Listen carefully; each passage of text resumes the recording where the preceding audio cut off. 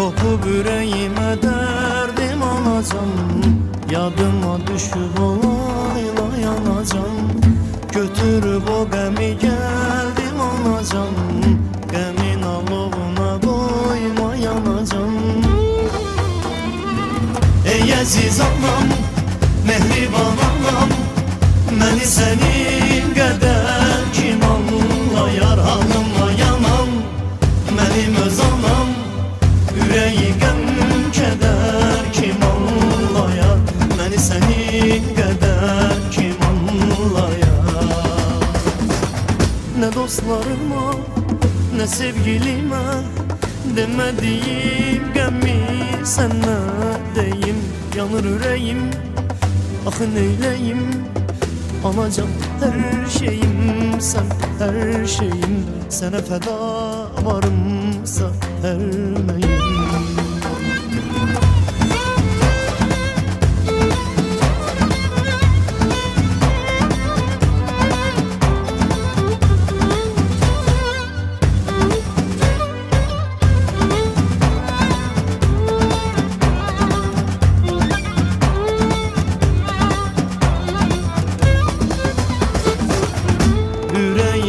Açım ellerini aç, beni büyüdü bu eller alacağım.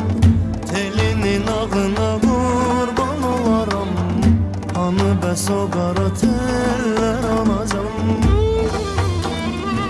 Ey aziz anam, mehriban anam, beni senin kadar kim anlayar? Halımla yanam, benim öz anam, yüreği gəm keder kim anlayar?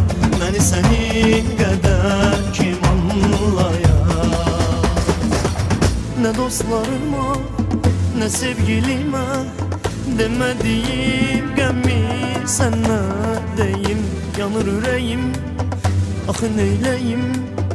Anacan her şeyim sen, her şeyim. Sana feda varımsa ermeyim.